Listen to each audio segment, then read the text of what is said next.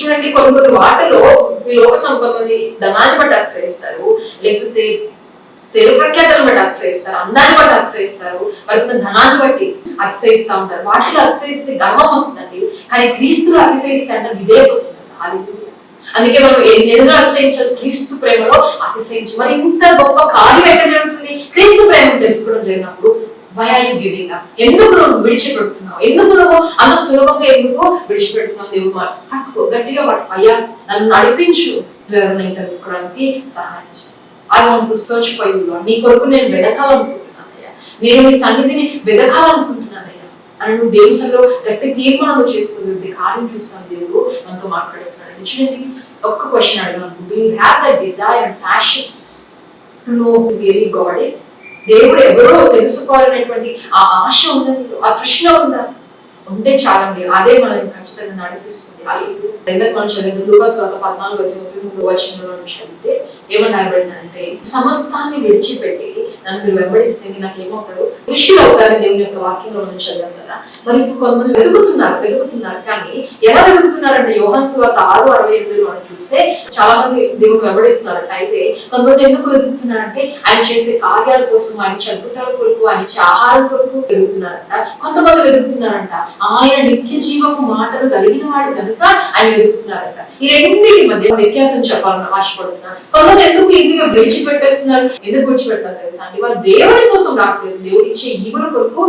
ఎన్నోసార్లు మనం ఈ వాక్యాన్ని ధ్యానించాం కదా. చాలా అద్భుతమైన మాట ఇక్కడ నేర్చుకుంటారు. చూడండి, దేవుడు ఏమైనా నిత్య జీవపు మాటలు గలవాడు. ఎవరైతే వాటిని భుజిస్తారో వారు జీవాన్ని పొందుకుంటారు, ఎప్పటికీ వారు జీవిస్తారని వాక్యంలో రాయబడింది కదండి. పేతురు అంటున్నాడు, అయ్యా మేము నిన్ను ఎందుకు విడిచిపెట్టాలి? యేసుక్రీస్తు ప్రభువు అడుగుతారు ఏమంటే, మీరు కూడా వెళ్ళిపోవాలనుకుంటున్నారంటే పేతురు అంటారు, నువ్వు నిత్య జీవపు మాటలు కలిగిన వాడు, మాకు కావాల్సింది ఏంటి అంటే నీలో ఉన్న జీవము కావాలి. నువ్వు జీవమైన దేవుడు అయినావు కదా, నువ్వు జీవాధిపతి అయినావు కదా, ఆ జీవాధిపతి ఆ దేవుడు మాకు కావాలి, కానీ ఆయన ఇచ్చే ఈవుడు కొరకు కాదయ్యా అని ఎప్పుడైతే సత్యాన్ని పేతురు అర్థం చేస్తున్నాడు. చూడండి, మనము ఏదైనా తోటలో దేవుడు పెట్టాడు, జీవ వృక్ష ఫలాలని పెట్టాడు. కానీ మనిషి ఏం చేశాడు? ఆ జీవ వృక్ష ఫలాన్ని తినే ఆ అర్హతను కోల్పోతే, మహిమను కోల్పోతే, ఇప్పుడు క్రీస్తు ప్రభువు మరలా ఆయన ఏమై వచ్చాడంట?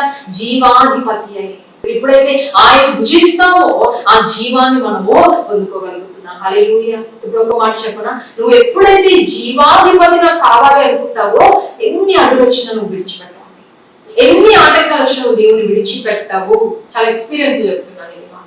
ఎప్పుడైతే ఆ జీవాధిపతి నాకు కావాలి, క్రీస్తులు మనం ఆశ్చర్యం ఎందుకని ఆ ఏదైనా అనుభవాలు మరలా క్రీస్తులు మనం పొందుకోవడానికి ఆయన మనకి సహాయం చేస్తున్నాడు. హల్లెలూయా. కొన్నిసార్లు స్నేహితులు లాగుతా ఉంటారు, అరే మనం అక్కడికి వెళ్దాం రా, ఇక్కడికి వెళ్దాం రా, నేను చర్చికి పోవాలి, లేకపోతే నేను దేవునితో సహవాసం, లేకపోతే నేను దేవుని సన్నిధిలో నేను సమయాన్ని గడపాలి అని అనుకుంటే అప్పుడు ఏం చేస్తారంటే స్నేహితులు ఏం చేస్తారు? వీడు తేడా వదిలి పెట్టేస్తారు. నువ్వేమనుకుంటావు? ఏ నా స్నేహితులు విడిచిపెట్టేస్తున్నారు, బంధువులు విడిచిపెట్టేస్తున్నారు, వాళ్ళు విడిచిపెట్టేస్తున్నారు, వీళ్ళు విడిచిపెట్టేస్తున్నారు, దేవుడు విడిచిపెట్టే. అర్థమవుతుందండి? ఎవరు విడిచినా, ఎవరు ఉన్నా లేకపోయినా దేవుని మాత్రం పట్టుకొని నేర్చుకోగలిగితే ఆశీర్వాదం, జీవాన్ని నువ్వు అనుభవించగలుగుతావు. చూడండి, మరలా చెప్తున్నా, నువ్వు అనుకున్నది ఆయన చెయ్యకపోయినా ఆయన విడిచిపెట్టకుండా పట్టుకోగలుగుతావు. ఎప్పుడు? ఆయన జీవాధిపతి ఆయన పట్టుకున్నావు. లేదు ఆయన జీవుల కొరకు నువ్వు పట్టుకుంటే, ఆయన అనుకుంది జరిగింది, నీకు ఇష్టం లేని జరిగింది, దేవుని విడిచిపెట్టేస్తావు. కానీ జీవాధిపతి ఆయన నువ్వు పట్టుకోగలిగినప్పుడు ఖచ్చితంగా దేవుని కార్యాలు చూడగలుగుతావు. చూడండి, యెషయా గ్రంథం 55 6 చూస్తే, ఎప్పుడు పడితే అప్పుడు వెతకడం కాదు, ఆయన దొరికే కాలంలో మనము వెతకడం నేర్చుకోవాలి. చూడండి, శూలమితి అంట ప్రియుడు వచ్చినప్పుడు తలుపు తడుతుంటే ఆయన సమయంలోనేమో ఆమె తలుపు తీయలేదంట. కానీ ఆమె వెతకడానికి వెళ్తాం, ఎక్కడ వెతుకుతుంది? అవంటది, నేను ఎక్కడ వెతకను, లేదా ఆయన పిలిచిన పలకలేదు, వెతికిన ఆయన నాకు కనబడలేదు. అలాంటి పరిస్థితికి రావద్దు అని దేవుడు మనతో మాట్లాడుతుంది. మిక్కిలి అనుకూలమైన సమయము కనుక ఇప్పుడు దేవుడు వెతకడానికి కోరుకుంటే ఖచ్చితంగా దేవుడు నువ్వు కనుగొంటావు. హల్లెలూయా. కాబట్టి ఈరోజు దేవుడు నిన్ను ఆయన కనుపరచుకొని ఆశపడుతున్నాడు. ఇప్పుడు నువ్వు ఆయన సన్నిధిలో ఉండి ఆయన వెతకగలిగితే, ఇది సరైన సమయం కనుక వెతకగలిగితే తద్వారా దేవుని అద్భుతమైన కార్యాలు మనము చూడగలుగుతాం. కొన్నిసార్లు ఏం చేస్తాం తెలుసా అండి? దేవుని వెతకడం ఒకటైతే, దేవుని రుచి చూసిన తర్వాత కూడా మనం ఏం చేస్తాం? కొన్నిసార్లు వెనుక తిరుగుతాం. మనం తప్పిపోతాం. ఒకవేళ నువ్వు అలా తప్పిపోతే మరలా నువ్వు దేవుడు వెలకడానికి నువ్వు ప్రారంభిస్తే ఖచ్చితంగా కనుక్కుంటావు. దేవుని వాక్యం తెలుస్తుంది. చూడండి, లూకాసు వార్త 15:8 చదివితే నశించిపోతున్న ఆత్మల గురించి రాయబడింది. కానీ ఒక మాట చెప్తాను, ఒకవేళ నువ్వు క్రీస్తులోనికి వచ్చి కొంతకాలం నువ్వు మంచిగా దేవుని సన్నిధిలో భక్తి చేసిన తర్వాత ఏదో ఒక రీజన్ బట్టి నువ్వు బ్యాక్ స్లైడ్ అయిపోతుంటే దేవుడు మాట్లాడుతున్నామంటే ఇంకా నేను ఆయన దగ్గరికి వెళ్ళినా ఇంకా కోపడతాడు, నన్ను యాక్సెప్ట్ చేయడు అని కాదు. కానీ మరలా తప్పిపోయిన ఆ యొక్క బంధాన్ని, లేకపోతే నువ్వు కోల్పోయిన బంధాన్ని మరలా వెతకడానికి నువ్వు ప్రయత్నించగలిగితే ఖచ్చితంగా నువ్వు దొరుకుతుందని దేవుడు మాట్లాడుతున్నాడు. ఎలా వెతకాలంట? జాగ్రత్తగా, బహు జాగ్రత్తగా నువ్వు వెతకగలిగితే ఖచ్చితంగా నువ్వు కనుక్కుంటావని దేవుడు. కొన్నిసార్లు మునుపటి ప్రేమను నువ్వు వదిలేసావా? ఆ ప్రేమను విడిచిపెట్టేసి ఉంటే దేవుడు మరలా వెతుకుతా, మరలా పట్టుకోదాన్ని విడిచిపెట్టదు. Don't give up. దేవుడు అదే కదని మాట్లాడుతున్నాడు, సంఘాలతో మాట్లాడుతున్నప్పుడు మునుపటి ప్రేమను నువ్వు విడిచిపెట్టేసావు, దాన్ని నువ్వు మళ్ళీ జ్ఞాపకం చేసుకోండి. దేవుడు మాట్లాడుతున్నాడు. చూడండి, మనం ఎన్నో రీజన్స్ చెప్పేస్తాం దేవుడు విడిచిపెట్టడానికి. దేవుడి సన్నిధికి ఎన్నో సాకులు, ఎన్నో రీజన్స్ మనకు ఉంటాయి. కానీ ఒక మాట చెప్పనండి, అదే దేవుడు మనం విడిచిపెట్టాలంటే ఆయనకి ఎన్ని రీజన్స్ ఉన్నాయి కదా. ఆయనకి చాలా రీజన్స్ ఉన్నాయి మనం విడిచిపెట్టాలంటే, కానీ దేవుడు మనల్ని ఎప్పుడు కూడా విడిచిపెట్టారు. ఎందుకంటే కీర్తనల గ్రంథం 78:41 చదివితే అక్కడ మనం చూస్తాం కదా, ఇశ్రాయేలు ప్రజలు ఎన్నోసార్లు దేవుడు విసిగించారు, ఆయన గాయపరిచారు, అయినా కూడా ఆయన ఏం చేయలేదు, విసర్జించారు. ఆ మాట ఎంత అద్భుతమైన మాట కదా. మన జీవితాల్లో ఎన్నోసార్లు విసిగిస్తాం, దేవుడు ఎన్నోసార్లు గాయపరుస్తాం, ఆయన దీర్ఘశాంతం వహించి ఆయన విడిచిపెట్టదు. ఆయన మనం విడిచిపెట్టాలని ఒక క్షణం చాలండి, కానీ ఆయన విడిచిపెట్టదు. ఈరోజు అంత ప్రేమ చూపిస్తున్న దేవుని ఎట్లా విడిచిపెట్టేస్తావు? అంత ప్రేమ చూపిస్తున్న ఆ దేవుని అంత ఈజీగా ఎలా విడిచిపెట్టేస్తావు? అందుకే చూడండి, ఆయన మనం విడిచిపెట్టాలంటే ఎన్ని లోపాలకు వచ్చాం మనలో, కానీ ఆయన అది చేయట్లేదు కదా. ఈరోజు మనం దేవుని విడిచిపెట్టడానికి ఆయనలో ఏ లోపము లేదు. లోపం ఉంది మనలో, బలహీనత ఉంది మనలో, తప్పు ఉంది మనలో, ఆయనలో కాదు. కానీ మనలో తప్పు పెట్టుకు ఆయన వదిలేస్తాం, మనలో లోపాలు పెట్టుకుని ఆయన్ని వదిలేస్తాం. అలాంటి స్థితిలో వాళ్ళు ఉంటే దేవుడు మాట్లాడుతున్నారు. దయచేసి అలాగో అందుకే ఇర్మియా గ్రంథం 2:5 సాక్షాత్ దేవుడు అడుగుతారు, నాకు ఏ దుష్కార్యం చూసి మీరు నన్ను విడిచిపెట్టేశారు అని. ఈరోజు అలాంటి స్థితిలో ఉంటే దేవుడు మాట్లాడుతున్నారు, విడిచిపెట్టదు, మళ్ళా పట్టుకో, దేవుని చేతిని పట్టుకో. హోషేయ గ్రంథం 11:7 ప్రశ్న చదివితే, నన్ను విసర్జింపబడిన నా జీవుడు తీర్మానం చేసుకుని మనం విడిచిపెట్టద్దు అని తీర్మానం చేసుకో. ఒకవేళ ఈరోజు విడిచిపెట్టాలని తీర్మానం చేసుకుంటే దేవుడు మాట్లాడుతున్నాను, విడిచిపెట్టను, అయ్యాని సన్నిధిని విడిచిపెట్టను, నీ సహవాసాన్ని నేను విడిచిపెట్టను తీర్మానం చేసుకోగలిగితే గొప్ప అద్భుతమైన కార్యాన్ని మనము చూడగలుగుతామండి. చూడండి, సచివులను తీర్మానం చేసుకుంటున్నారు, మహోన్నతుడి గారు చూడగలను, ప్రవక్తలు పిలిచినా చూచుటకు ఎవరిని ప్రయత్నమో చేయడు. 8 వచ్చింది కదా, ఎఫ్రాయిము నేను ఎప్పుడు విడిచిపెట్టాను.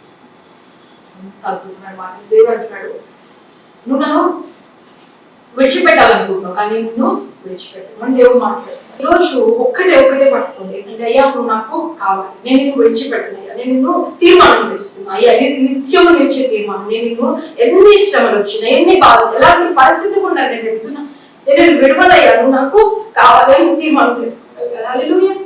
ఇప్పుడు మనకి సహాయపడవాలని పరిశుద్ధాత్మ దేవుడు అంట. అందుకే మనం వచనాలు మనం చదివినప్పుడు యోహాను సువార్త 14:26, 16:7, 15:25 వచనాలని మనం చదువుతున్నప్పుడు, అలాగే రోమపత్రిక 8:26, గలతీయులకు రాసిన పత్రిక 4:6 ఇవన్నీ మనం చదువుతున్నప్పుడు పరిశుద్ధాత్ముడు ఏం చేస్తారంటే మనకి సహాయం చేస్తాడు. అందుకే ఆయన ఆదరణకర్త, ఆయన సహాయకుడు, ఆయన మనల్ని నడిపించేవాడు, మనల్ని స్థిరపరిచేవాడు.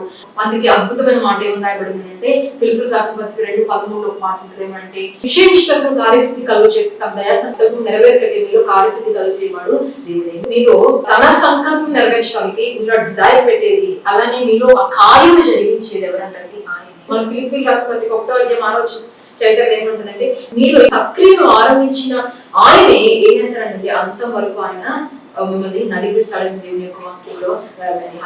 కాబట్టి ఎందుకు ఒక్క మాట చెప్పాలి, ఎందుకు నేను ఇంత స్ట్రెస్ చేస్తున్నాను ఈ పాయింట్, ఎందుకు దేవుని తెలుసుకోండి, దేవుని ప్రేమను తెలుసుకోండి, దేవుని అర్థం చేసుకోండి, ఆ దేవుని యొక్క ప్రేమ వైపు చూడండి. నేను ఎందుకు ఇంత ఎక్కువ ఎందుకు చెప్తున్నానంటే, మనకి చాలా తక్కువ సమయం. ఈ లోకం మనకి శాశ్వతమైనది కాదు, ఈ లోకం శాశ్వతమైనది కాబట్టి 1 కొరింథీయులకు రాసిన పత్రిక 7:20 చదివితే ఏమంటారు తెలుసా, కాన్సంట్రేషన్ దగ్గర ఉండాలి, ఆత్మ సంబంధం నిత్యత్వం మీద ఉండాలి. ఎందుకంటే ఈ లోకంలో మనకి చాలా తక్కువ సమయము ఉంది. కొంతమంది అనుకుంటారు, చదువుకున్నానా, పెళ్లి చేసుకున్నానా, పిల్లలు కన్నా, జాబ్ చేసుకున్నానా, అయితే జీవితం ఇంతే. కాదండి, you are not born for that. దాని కొరకు దేవుడు నేను పుట్టించలేదు, దాని కొరకు పుట్టలేదు. దేవునికి ఉద్దేశం ఉంది, అది నువ్వు తెలుసుకోవాలి. అలానే ఎందుకు ఇంత స్ట్రెస్ చేస్తున్నానంటే మనకి ఈ లోకంలో చాలా తక్కువ సమయము ఉంది, నిత్యమైనవి చాలా ప్రాముఖ్యమైనది. అలాగే అపవాది అంటే ఎవరిని మింగేద్దామని గర్జించి సింహంలో వాడు తిరుగుతున్నాడు. ఇప్పుడు నువ్వు ఏం చేయాలి? క్రీస్తు ప్రేమలో నాటబడి ఉండకపోతే అపవాది ఏం చేస్తాడండి? వాడు ఖచ్చితంగా ఏం చేస్తాడు? కార్యం చేస్తాడు. పోయి వారు నేర్చుకున్నాం కదా, మనం సేద్యపరచాలి, కాయాలి అని చెప్పి. నువ్వు కాయకపోతే, ఆత్మలో ఎప్పుడు విజిలెంట్ ఉండకపోతే అపవాది మింగేద్దామని వాడు ఏం చేస్తాడు అంటే గర్జించి సింహంలో వస్తాడు. కానీ ఎప్పుడైతే దేవుడి ప్రేమను అర్థం చేసుకుని నిలబడతారో వాడు ఏమి కాకపోయింది. మూడోది, ఎందుకు నేను ఇంత స్ట్రెస్ చేస్తున్నానంటే మనకి పర్సిక్యూషన్ చాలా ఎక్కువ అయిపోతుంది. మన క్రైస్తవుల మీద దాడులు, విశ్వాసం సడలిపోయే పరిస్థితులు ఎన్నో మన కళ్ళ ముందు మనం చూస్తున్నాం కదా. ఎప్పుడైతే క్రీస్తు ప్రేమను నాటబడి ఉంటావో జారిపోకుండా విశ్వాసంలో నిలకడగా ఉండడానికి ఆ క్రీస్తు ప్రేమ నీకు సహాయం. ఎంత పర్సిక్యూషన్ ఉన్నా నువ్వు ఏం చేయగలుగుతావు? నువ్వు దేవుడి కొరకు నిలబడగలుగుతావు, గివ్ అప్ చేయలేవు. ఎందుకంటే పౌలు భక్తుల జీవితం చూసాను కదా, ఎంత శ్రమ పొందినా కూడా అసలు గివ్ అప్ చేయలేదండి, విడిచిపెట్టలేదు. ఎందుకని? ఆ ప్రేమను రుచి చూచాడు. అందుకే విశ్వాసమునకు కర్త ఎవరండి? ఆయన. కాబట్టి మనం ఏం చేయాలంటే విశ్వాసమునకు కర్త అయిన దేవుడి వైపు చూస్తూ అవి పరిగెత్తుకు ఓపికతో మనము సాగిపోయాం. ఆయన వైపు చూసినప్పుడు ఓపికతో సాగిపోగలుగుతాం. హల్లెలూయా. ఇప్పుడు మూడోది మనం చూస్తే, మొదటిది ఏం నేర్చుకున్నా? అడగాలి, ఇస్తా అన్నాడు. రెండోది వెతకండి, దొరుకుతుంది అంటున్నాడు. మూడోది తట్టండి. You have to knock and it will be opened. Hallelujah. We have to knock for a breakthrough. We have to knock for deliverance. We have to knock for the manifestation of the promises. దేవుని యొక్క వాగ్దానం నెరవేర్పు కొరకు ఏం చేయాలి? తట్టాలి. విడుదల కొరకు ఏం చేయాలంట? తట్టమని దేవుడు మాట్లాడుతున్నాడు. ఎందుకని దేవుడు కొన్నిసార్లు మన జీవితంలో మూసివేసిన తలుపులు మనం ఏం చేయాలంటండి? ఓపికతో మనం ఏం చేయాలి? తట్టడము నేర్చుకోవాలి. మొదటిది ఏంటి? అడగడం మీకు ఇస్తానన్నాడు కదా, దాని గురించి అంత కష్టపడినట్టు అడగండి. యాకోబు కూడా అడిగాడు, అడిగిన వెంటనే వాగ్దానాన్ని పొందుకున్నాడు. కానీ వాగ్దానం యొక్క నెరవేర్పు కొరకు మాత్రం ప్రయాసపడ్డాడు. వాగ్దానం పొందుకోవడానికి కాదు, వాగ్దానం నెరవేర్పు కొరకు ప్రయాసపడ్డాడు. అందుకే వాగ్దానం యొక్క నెరవేర్పు కొరకు మనం ఏం చేయాలంటే దేవుని సన్నిధిలో మనము తట్టేవారంగా ఉండాలి. ఎబ్రీ రాసిన పత్రిక 10:36 చదివితే ఓపికతో మనకి ఏముండాలండి? వాగ్దానం నెరవేర్పు జరగాలి అంటే మనం తట్టేవారంగా ఉండాలి. ఎలా తట్టాలి? ఓపికతో. కొంతమంది వెయిట్ చేస్తారండి దేవుడి వాగ్దానాల కొరకు, చాలా మంది వెయిట్ చేస్తారు. కానీ ఎట్లా వెయిట్ చేస్తారు తెలుసా? ఒకలాంటి ఆయాసం పెట్టుకున్నావా, ఏం దేవుడు ఏంటో అని ఒకలాంటి ఆయాసం పెట్టుకొని అంటే వెయిట్ చేస్తా ఉంటారు. నేను మాట చెప్పనండి, నిజముగా పరిశుద్ధాత్మ కార్యం జరుగుతున్నప్పుడు ఎలాంటి ఓపిక ఉంటుందంటే దేవుని సమయాన్ని నువ్వు రెస్పెక్ట్ చేస్తావు. అంటే దేవుడు ఏ సమయంలో కార్యం చేస్తాడో తెలియదు. ఆయన సమయం కొరకు ఓపికతో ఎదురు చూడడం మాత్రమే కాదు, నువ్వు తొందరపడవు. దేవుని వాగ్దానం కొరకు ఎదురు చూస్తున్నప్పుడు, పరిశుద్ధాత్మ మీద నువ్వు ఆధారపడినప్పుడు ఆ దీర్ఘశాంతం ఎక్కడ వస్తుందండి? పరిశుద్ధాత్మ యొక్క ఫలము దీర్ఘశాంతం ఉన్నప్పుడు నీలో వెయిట్ చేయగలుగుతావు. దేవుని వాగ్దానం నెరవేర్పు కొరకు నువ్వేం చేస్తావు? తట్టడం నేర్చుకుంటావు. ఎలా ఓపికతో నువ్వు తగ్గడం నేర్చుకోవాలి. మత్తయి సువార్త 15:28-28 మనం చదివితే అక్కడ అంటే ఒక సామాన్య స్త్రీ అంట ఆ బిడ్డ యొక్క విడుదల కొరకు, డెలివరెన్స్ కొరకు, విమోచన కొరకు ఆ బిడ్డ ఏం చేస్తుందంటే దేవుని ఎదుగు వచ్చి అడుగుతా ఉంటే యేసుక్రీస్తు ప్రభువు ఒక్కకి నేను వేయను అయినా కూడా ఏం చేసింది? ఆమె తగ్గుతూనే ఉంది. అయ్యా డెలివరెన్స్ కావాలి, అయ్యా నాకు విడుదల కావాలి. ఈరోజు ఏ విడుదల కొరకు ఎదురు చూస్తున్నావు? ఏ విడుదల కొరకు ఎదురు చూస్తున్నావు? అయితే విశ్వాసముతో, ఓపికతో నువ్వు తట్టగలిగితే ఖచ్చితంగా కార్యాన్ని చూస్తాను దేవుడు మాట్లాడుతున్నాడు. అలానే మనము లూకా సువార్త 18 మనం చదివినప్పుడు ఒక బీద విధవరాలంట అన్యాయస్తుడు న్యాయాధిపతి దగ్గరికి వెళ్ళినప్పుడు ఒక్కసారి వెళ్ళి అడిగితే ఏం చేసిందంటండి? అది నేను వినలేదు. అలానే గివప్ చేసిందామా? విడిచిపెట్టేసిందా? విడవకుండా, విసుగకుండా ఏం చేసిందంట? వెళ్ళి తడుతూనే ఉంది, తలుపు తెరిచేదాకా తడుతూనే ఉంది. అన్యాయస్తుడే తలుపు తెరిచినప్పుడు మన దేవుడు తలుపు తెరవడా? ఆయన ప్రేమ ఎంత ఉన్నతమైన ప్రాణాన్నే ఇచ్చేసాడు కదా. మన ప్రాణానికి ఆయన ప్రాణం అడ్డుపోయినంత ప్రేమ కలిగిన తండ్రి కదా. ఆయన తీయడా? ఖచ్చితంగా తీస్తాడు. కానీ ఒక్కటే చెప్తాను, learn to respect God's time. దేవుని యొక్క సమయాన్ని దేవుడు కార్యం చేస్తానని చెప్పినప్పుడు అయ్యా నీ సమయం కొరకు ఎదురు చూస్తాను, ఐ విల్ వెయిట్. పరిశుద్ధాత్మ చేసే కార్యం అర్థమవుతుందండి. కాబట్టి దేవుని మీద ఆధారపడడం నేర్చుకోవాలి. తర్వాత మగ్దలేని మరియా అంట దేవుని యొక్క సమాధి వద్ద ఏం చేస్తుందంటండి? వెళ్ళిపోకుండా అక్కడే కూర్చొని లిటరల్లీ నాకింగ్. ఆమె ఆ పునరుత్థానపు శక్తిని చూడగలిగిందంటే ఎందుకు చూడగలిగింది? వెళ్ళిపోలేదు, ఈజీగా విడిచిపెట్టేసేది. ఆమె అక్కడే కూర్చొని ఉన్నప్పుడు దేవుడు ఖచ్చితంగా ఆమె జీవితంలో ఏం చేశారని కార్యాన్ని చేశారు. అలానే 2 సమూయేలు గ్రంథము 21:10 చదివినప్పుడు రిస్పాన్ ఒక స్త్రీ గురించి చదువుతాం. ఫస్ట్ టైం నేను యూట్యూబ్ లో ఒక యానిమేటెడ్ వీడియో చూసాను. ఎంత బాగా అనిపించిందంటే, అరే చాలా మంది ఆత్మీయులు నేర్చుకోవాలి అని. ఆమె విధవరాలు భర్తను కోల్పోయింది, అలానే బిడ్డల్ని కూడా ఏం చేశారండి, వేలాడదీస్తే అంట 5 నుంచి 6 నెలలంట ఆమె ఏం చేసింది తెలుసా అండి, ఆ దేహాల మీద, ఆ శవాల మీద ఏది వాలకుండా, లేకపోతే అడవి మృగాలు రాకుండా అంట పగలు రాత్రి కష్టపడి అమ్మ వారికి మంచిగా పర్యలంతా జరిగేలాగా ఆమె చేసిందండి. అంటే ఒక మాట నేర్చుకుందాం ఇక్కడ, ఆమె షీ నాకింగ్. ఆమె ఎవరి మీద ఆయాసం పెట్టుకోలేదు, ఇదంతా మీరు కూడా జరిగింది అని ఆమె ఏమీ అనుకోలేదు. కానీ ఒక్కటి ఆమెలో మనం నేర్చుకోవాల్సింది ఏంటంటే, కొన్నిసార్లు నాకింగ్ అనేది సౌండ్ రాదు. ఆమె వెయిట్ చేస్తుంది, ఒక కార్యం కొరకు ఆమె ఎదురు చూస్తుంది. కానీ ఆమె జీవితంలో ఆ కార్యం కొరకు ఎదురు చూస్తున్నప్పుడు ఒక్క మాట కూడా ఆమె తిరిగి ఎవరిని మాట్లాడలేదు, ఒక్క మాట కూడా ఏమీ అనలేదు. ఆమె ఏం చేస్తుందండి, సైలెంట్ గా నాక్ చేస్తూనే ఉంది, సైలెంట్ గా నాక్ చేస్తుంది. దేవుడు తన యొక్క ప్రార్థనకి దేవుడు జవాబుని ఇచ్చినట్టు చూస్తాం. అలాగే మనం కీర్తన 40 చదివితే, యెహోవా కొరకు నేను సహనంతో కనిపెట్టుకుంటుంది, ఆయన నాకు చెవి యొగ్గినా కూడా ఆలకించాను. హల్లెలూయా. దేవుడు ఏం చేస్తాడు, ఖచ్చితంగా ఆయన చెవి యొగ్గి ఆలకిస్తాడు. కాబట్టి నాక్ చేస్తున్నప్పుడు విడిచిపెట్టేసే దేవుడు.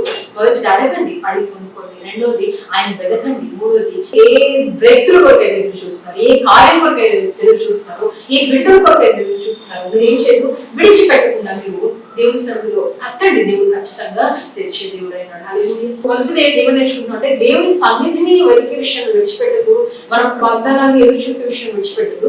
రెండోది, మనం 14 చదివితే దీనా అంట వారి యొక్క తల్లిదండ్రులను విడిచి ఆమె ఏం చేస్తుందండి, ఎక్కడికి వెళ్ళింది, ఆ దేశపు స్త్రీలను చూడడానికి ఒక్క మాట చెప్పాలంటే, ఆమె ఆత్మీయులను విడిచి లోకం తప్ప ఆమె వెళ్ళింది కదండి.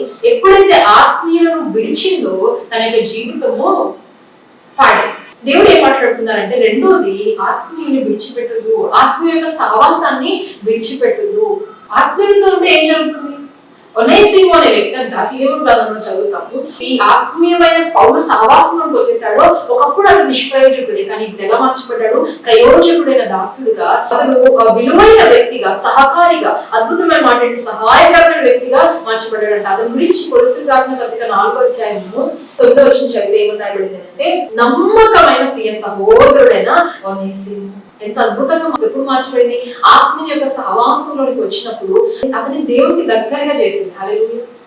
కొన్ని బంధాలు లేకపోతే కొన్ని సహవాసాలు మనం ఏం చేస్తామంటే దేవునికి దగ్గరగా చేస్తాయి. మనం ఏం చేయకూడదు, అలాంటి వాటిని మనము విడిచిపెట్టద్దు అని దేవుడు మాట్లాడుతున్నారు. ఆత్మీయ యొక్క సహవాసాన్ని మనం ఏం చేయకూడదు, విడిచిపెట్టద్దు. నేను అనుకుంటాను, క్రీస్తుని మనకి పరిచయం చేసేవాడిని మనం ఏం చేయకూడదండి, విడిచిపెట్టకూడదు. ఆ తర్వాత అపోస్తలుల కార్యము 16:14 చదివితే ఏమంటుందంటే, హృదయ ఎప్పుడైతే ఆత్మ యొక్క సహవాసంలోకి వచ్చిందో ఆమె ఇంటికి ఏమొచ్చిందంటే రక్షణ వచ్చింది. ఈసారి మనం చదువుదామండి, అపోస్తలుల కార్యము 16:14. హృదయాన్ని దైవభక్తి గల స్త్రీ వినిచుండెను, ఆమె హృదయాలకు పొడిని అమ్ము పేదైన పట్టణస్తురాలు. ప్రభు ఆమె హృదయం తెరిచినట్టు పౌలు చెప్పిన మాటలకు రక్షణ ఇచ్చెను. ఆమె ఇంటి వారు బాప్తిసం పొందినప్పుడు ఆమె నేను ప్రభువును విశ్వాసము గలదానని చూడండి ఏం చేసిందంటే, ఎప్పుడైతే ఈ ఆత్మీయ యొక్క సహవాసంలోకి వచ్చేసిందో ఈమె క్షయమైన వాటి నుంచి అక్షయమైన వాటి విలువను ఆమె తెలుసుకుంది. నేను యాక్చువల్గా ఎవరంటే బిజినెస్ ఉమెన్, కానీ ఎప్పుడైతే పౌరుల యొక్క సహవాసంలోకి వచ్చిందో రక్షణ యొక్క విలువను ఆమె గ్రహించింది. అంటే ఒక మాటలో అర్థం చేసుకోవాలంటే, ఆత్మీయ యొక్క సహవాసంలోకి మనం వచ్చేస్తే అక్కడ మనకి రక్షణ మనకు దొరుకుతుంది. అలానే 16:30-31 చూస్తే అక్కడ ఏముంటదంటే, ఆ చెరసాల అధిపతి అంతా చనిపోవాలనుకుంటే ఈ ఆత్మీయ యొక్క సహవాసం ఎప్పుడైతే అక్కడ ఉందో మరణపు దగ్గర ఏమొచ్చిందంటే జీవాన్ని దేవుడు విడుదల చేశాడు. అది అందుకే 2 కొరింథీయులకు రాసిన పత్రిక 2:16 నశించు వారికి మరణార్థమైన మరణపు వాసనగాను, రక్షింపబడు వారికి జీవార్థమైన జీవపు వాసనగా మేము ఉన్నాము. అంటే ఆత్మీయుల యొక్క సహవాసము నశించిపోయే వారికి ఎలా ఉంటుందంటే జీవార్థమైన జీవపు వాసన, అంటే జీవాన్ని దేవుడు విడుదల చేస్తాడు. హల్లెలూయా. అలానే దైవభక్తుల జీవితంలో చూస్తాం కదా, అనేక మంది దైవభక్తుల యొక్క సహవాసంలోకి వచ్చినప్పుడు వాళ్ళందరూ యోధులుగా చేయబడ్డారు. అలానే అబ్రహాము 318 మంది సర్వెంట్స్ వాళ్ళందరూ కూడా యుద్ధము చేయగలిగిన ఆ రీతిగా దేవుడు వారిని తయారు చేశాడు. హల్లెలూయా.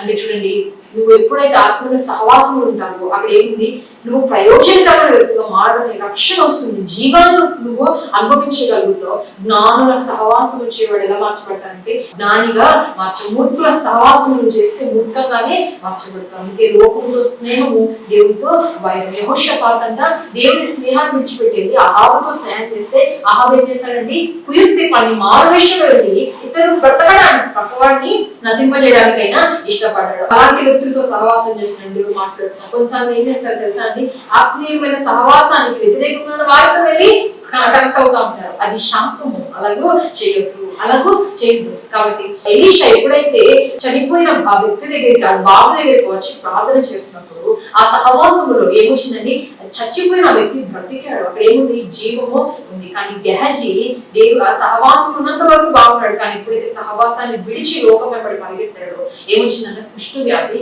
వచ్చింది. ఒకటే మాట్లాడుతుంది, నిజమైన అభిషేకం ఉన్న వ్యక్తుల్ని విడిచిపెట్టదు.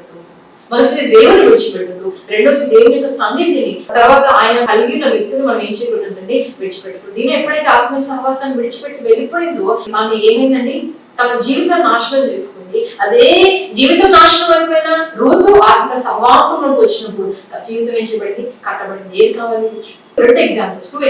దీనా తన జీవితాన్ని పాడు చేసుకుంది, ఆత్మీయ సహవాసాన్ని విడిచిపెట్టి. అదే పాడైపోయిన జీవితాన్ని బాగు చేసుకుంది రూతు ఆత్మీయ సహవాసంలోకి. ఈరోజు ఏ ఆత్మీయమైన వ్యక్తికి వ్యతిరేకంగా నిలబడ్డావు, ఏ ఆత్మీయమైన సహవాసానికి వ్యతిరేకంగా నిలబడ్డావు, దేవుడు మాట్లాడుతున్నాడు నీతో. అది మంచిది కాదు. అది కుటుంబానికి, ఆ తర్వాత బిడ్డలకి అది మంచిది కాదు. కాబట్టి ఆత్మీయ సహవాసాన్ని విడిచిపెట్టు. మూడవది, నీ తల్లిదండ్రులు నేను ఏం చేయకూడదు, ముసలి వారైనప్పుడు ఏం చేయకూడదు, వారిని విడనాడదు, వారిని విడిచిపెట్టదు. అలా నీ భార్యకి చెప్తున్నాడు దేవుడు, నువ్వు నీ భర్త ఏం చేయకూడదు, విడిచిపెట్టకూడదు. భర్తకి చెప్తున్నాడు భార్యని విడిచిపెట్టకూడదు. ఈ మాట చెప్పినప్పుడు విడిచిపెట్టలేదని మేము ఒకే ఇంట్లో ఉంటున్నామని మీరు చెప్పొచ్చు. కానీ చూడండి, కుటుంబంలో ఒకే ఇంట్లో ఉంటారు, కానీ మనసులు మాత్రమో అంత దూరం ఉంటాయి. కానీ దేవుడు చెప్తున్నారు, ఎక్కడ ఏకీభవించి ప్రార్థిస్తారో అక్కడ అడిగినవి ఇస్తా అంటున్నాడు దేవుడు. ఎక్కడ ఐక్యత ఉంటుందో అక్కడ దేవుడు కార్యం చేస్తాను అంటున్నాడు. కాబట్టి ఈరోజు ఒకవేళ ఇంట్లోనే ఉన్నారు కానీ మనస్సుల్లో ఐక్యత లేదు, ఆత్మలో ఐక్యత లేదు, దేవుడు మాట్లాడుతున్నాడు. దయచేసి ఆ కోపాన్ని విడిచిపెట్టేసి, కలహాన్ని విడిచిపెట్టేసి, ఐక్యతని కాపాడుకోవడంలో నువ్వు కనుక ప్రయాస పడగలిగితే అక్కడ దేవునికి అద్భుతమైన కార్యాలను చూడగలుగుతాం. హల్లెలూయా. కొన్నిసార్లు బంధాల్లో విసిగిపోయి ఇక చాలా గివప్ చేసేస్తాం. కానీ మన దేవుడు ఎవరు తెలుసా అండి, ఇది బాగా అవ్వదండి అనుకున్నవి కూడా దేవుడు బాగు చేయగలిగిన సమర్థుడైనాడు. హల్లెలూయా. అందుకే కానాను వివాహంలో అంట ద్రాక్షారసం అయిపోతే ఆ ఎంటీ వెసల్స్ ఎవరి తీసుకొచ్చారండి, దేవుని ఎదురు తీసుకొస్తే దేవుడు యేసుక్రీస్తు ప్రభువు ఏం చేశారు, నూతనమైన కార్యాన్ని ఆయన చేశారు.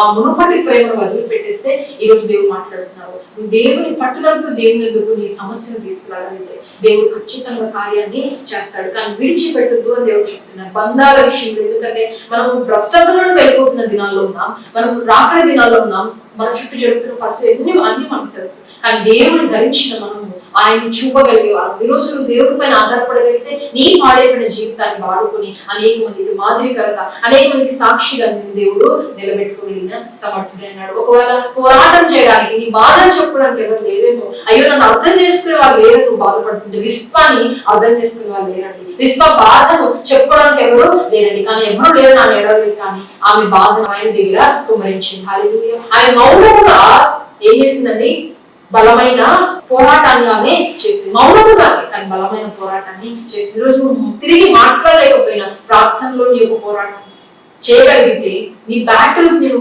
ప్రార్థనలో పోరాడగలిగితే యుద్ధంలో విజయాన్ని ఇచ్చేవాడు ఎవరంట, దేవుడే. హల్లెలూయా. అలాగే కొన్నిసార్లు తెలుసా అండి, ఈ లోకంలో విసిగిపోయింది చాలా జీవితం అని విడిచిపెట్టేసి, చూడండి సూసైడ్ అనేది సొల్యూషన్ కాదు. ఈరోజు ఒకవేళ అలాంటి తలంపుడుతో వాక్యం వింటుంటే దేవుడు మీతో మాట్లాడు, suicide is never the solution. అది ఎప్పుడు కూడా జవాబు కాదు, అది ఇంకా పెద్ద పెద్ద ప్రాబ్లమ్స్ కి దారితీస్తుంది. చూడండి, ఒకవేళ సూసైడ్ అనేది ఒక ప్రాబ్లమ్ కి సొల్యూషన్ అయి ఉంటే దేవుడు పెద్ద పెద్ద అక్షరాలతో రాసి పెట్టుకునేవాడు కదా. ఒకవేళ సూసైడ్ సొల్యూషన్ అయి ఉంటే మనకి ఇంత ప్రయాస పడడం అవసరం లేదు కదా. చూడండి, ధైర్యం గురించి మాట్లాడడం అవసరం లేదు, హోప్ గురించి, ఆశ గురించి, నిరీక్షణ గురించి, లేదా విశ్వాసం గురించి. సూసైడ్ సొల్యూషన్ అంటే యేసుక్రీస్తు ప్రభువు లోకానికి వచ్చి మరణించవలసిన అవసరం కూడా లేదు కదా. But it is not the solution. అది జవాబు కాదు. ఈ మధ్య ఎన్ని వింటున్నామండి, అవును కృంగిపోయావు సరే, యోసేపు కృంగిపోవాల్సిన పరిస్థితులు, విరిగిపోవాల్సిన పరిస్థితులు ఉన్న వెళ్ళినా కూడా అతడు ధైర్యం ఎందుకు ఇవ్వడాడు తెలుసా, ఆయన వైపు చూచాడు. ఎందుకు చెప్తున్నానంటే, ఇక నా జీవితాన్ని బాగు చేయలేరండి ఎవరు, నిజమే ఈ లోకంలో బాగు చేయగలిగిన వారు ఎవరు లేకపోవచ్చు, కానీ దేవుడు అంటాడు భయపడదు, నీ సహాయం నేను చేస్తాను. ఏష్కల్ గ్రంథం 36 చదివితే దేవుడు రాబడిందంటే, అప్పుడు యెహోవానైన నేను పాడైపోయిన స్థలంలో కడతాను. పాడైపోయిన నీ యొక్క జీవితాన్ని బాగు చేయగలిగిన వాడు ఆయన వైపు. ఎలా జరుగుతుందండి ఇది అనే ప్రశ్న నీకు రావచ్చు. నేను చెప్పనా అండి, ఆయన దగ్గర ఎన్ని ప్లాన్స్ ఉన్నాయి తెలుసా. ఆయన చేయలేదంటూ ఏది లేదు, ఆయన తీర్చలేని బాధ ఏది లేదు. ఆయన బాగు చేయడానికి ఇష్టపడుతున్నారు, ఆయన సహాయం చేయడానికి ఆయన ఇష్టపడుతున్నారు. హల్లెలూయా. కానీ ఈ లోకంలో ఉన్న శ్రమలు తాత్కాలికమైనవి. అవి ఇక్కడ నువ్వు డీల్ చేసుకోకపోతే, సూసైడ్ చేసుకుంటే ఇంకా పెద్ద పెద్ద ప్రాబ్లమ్స్ నువ్వు డీల్ చేయాల్సి వస్తుంది. ఇంకా అక్కడ నువ్వు చేయడానికి కూడా ఏం లేదు, ఆ బాధ నువ్వు అనుభవించలేవు, ఆ బాధ నువ్వు అనుభవించలేవు. కానీ మాట చెప్పనండి, జీవితం అంత సులభంగా గివప్ చేసేటట్లయితే యేసుక్రీస్తు ప్రభువు ఎందుకు ఈ లోకానికి రావాలి? ఆయన ఎందుకు ఈ లోకానికి వచ్చి తన ప్రాణం ఎందుకు పెట్టాడు? ఎందుకు అంటే ఆ బాధ నువ్వు పడొద్దని, ఆ నరక వేదన నువ్వు పడొద్దని, ఆ నరక వేదన ఎంత ఘోరమైందో ఆయనకు తెలుసు కనుక అది పడొద్దని నీ స్థానంలో ఆయన మరణించాడు. ఆయన మరణంలో శక్తి ఉంది, ఆ పునరుత్థానపు శక్తి నీలోనికి పంపి నీ జీవితాన్ని బాగు చేయగల సామర్థ్యం ఆయన మరణ పునరుత్థానంలో ఉంది. ఆయన అంటాడు కదా, పాడైపోయిన స్థలాన్ని నేను కడతాను అంటున్నాను, నేను బాగు చేస్తాను కదా. ఒక్క విశ్వాసం ఉంచగలిగితే నాకు సహాయం చేస్తాడు. నీకు నిజమే, నీకు ఇష్టం లేని జరగచ్చు, అలాంటి జీవితాన్ని అంతం చేసుకోవడం కాదు కదా అసలు విషయం. ఎందుకు గివప్ చేయదు? దేవుడు తెలుసుకోవడంలో గివప్ చేయదు. విడుదల కొరకు తట్టే విషయంలో నేను విడుదలను వెనుదిరగను, వెనకడుగు వేయను, వెనకడుగు వేయను. అలానే దేవుని బిడ్డలతో సహవాసం విషయంలో నేను వెనకడుగు వేయను, విడిచిపెట్టను. కష్టాలు రావచ్చు, విడిచిపెట్టే సమస్యలు వచ్చినా కూడా సమస్యలతో నేను డీల్ చేస్తాను, కానీ నేను బంధాన్ని విడిచిపెట్టను అని తీర్మానం చేసుకున్నాను. మూడోది, కుటుంబం విషయంలో మరలా చెప్తున్నా, ఒకే కుటుంబంలో ఉండి ఉండొచ్చు, కానీ మనసులను విడిచిపెట్టేసారు. Physical you are together but mental you are separated అయ్యొచ్చు. దేవుడు మాట్లాడుతున్నాడు. ఇప్పుడు ఆ పరిస్థితిని దేవుని ఎదుగు తీసుకురాగలి దేవుడు బాగు చేస్తాను చెప్తున్నాడు. నాలుగోది, విసిగిపోయింది నా జీవితంలో, ఇంకా పాడైపోయింది జీవితం, నీ ప్రమేయం లేకుండా నీ జీవితాన్ని పాడు చేశారని, నీ ప్రమేయం లేకుండా ఇతరుల తప్పు వల్ల నీ లైఫ్ పోయిందని దేవుడు మాట్లాడుతున్నాడు. Don't give up on life.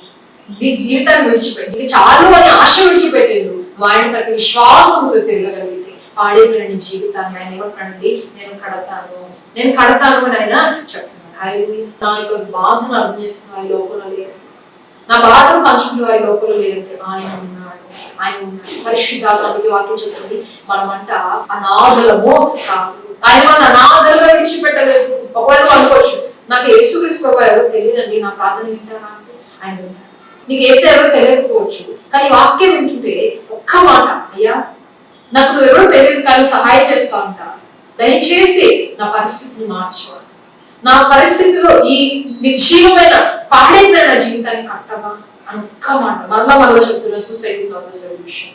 ఆత్మహత్య అనేది అది ఎప్పటికీ కూడా జవాబు కాదు, అదే ప్రారంభము. అన్ని సమస్యలకి ఇంకా అదే ప్రారంభం, అన్ని సమస్యలకి ప్రారంభం. కానీ ఈ రోజు నీ జీవితాన్ని దేవుడు చేతులు పెట్టాడు. మునుపటి కంటే అధికమైన అందముగా దేవుడు నీ జీవితాన్ని మార్చగలిగిన సమర్థుడు. నేను ప్రకటించే యేసుక్రీస్తు. ఒక్క ప్రార్థన, అయ్యా ఎవరో నాకు తెలియదు కానీ సహాయం చేస్తా ఉంటాను, నాకు సహాయం చేయమని అడిగితే ఆయన ఖచ్చితంగా సహాయం చేయడానికి ఈరోజు సిద్ధముగా ఉన్నాడు. ఒక్క మనిషి అందుకు ముగించుకున్న యెషయా గ్రంథము 41వ అధ్యాయం కావచ్చు. నేను నీతో చెప్పి ఉన్నాను, నీకు తోడై ఉన్నాను, భయపడదు, నేను నీ దేవుడినై ఉన్నాను, దిగులు పడదు, నేను నిన్ను బలపడుతూ నీకు సహాయం చేయబడను, నేను నీతిలో నా దక్షిణ హస్తముతో నిన్ను ఆదుకుంటాను అని చెప్తున్న దేవుడు నమ్మదగిన దేవుని జీవితాన్ని ఆయన చేతులు సమర్పించగలిగితే ఆయన లాగా నీ జీవితాన్ని కట్టగలిగిన వాడి లోకంలో దేవుడి కొద్ది మాట మన దీవించి ఆశీర్వదించిన ఆ మంచి ప్రార్థన మన అద్భుతంగా ప్రేమించిన వారి పరలోక తండ్రిగా నామని పొందినారు. అమూల్యమైన మాటలు తండ్రి మాకు తెలియజేసిన విధానం బట్టి స్తుతులు చెల్లిస్తున్నాం ప్రభా. తండ్రి ఈ వాక్యం వింటున్న ఎవరైతే ప్రభా విడిచిపెట్టేసి అనుకుని ఉన్నారు, దయచేసి వారి నుంచి వారి హృదయాలు వారి మనస్సుల నుంచి తండ్రి మరి ముఖ్యంగా ఎవరైతే కృంగిపోయినారు, ఆదరణ లేక నా తల్లి ఉన్నారు తండ్రి, వారితో మీరు నా తల్లి ఈ సమయంలో వారిని ధైర్యపరిచింది తండ్రి. బలము లేని వారికి సహాయపడే దేవుడు, నీకన్నా సహాయం చేయగలిగిన వారు ఎవ్వరూ లేరు. ఆ సత్యాన్ని వారు గ్రహించడానికి సహాయం చేయండి. నీ కృపను విడుదల చేసి అమూల్యమైన ఆత్మకార్యం జరిగించి గంభీరమైన ఈ యొక్క కృపా కార్యం ప్రతి ఒక్క జీవితంలో నా తల్లి జరిగించి ప్రభావం జీవాన్ని రగిలించి మనం ప్రార్థిస్తున్నాం. నీ ఆత్మకార్యములపై స్తుతులు చెల్లించుకుంటూ మాట్లాడిన ప్రతి మాటను బట్టి స్తుతులు చెల్లించుకుంటూ ఈ పరిశుద్ధమైన ఘనమైన శ్రేష్ఠమైన ప్రార్థించడం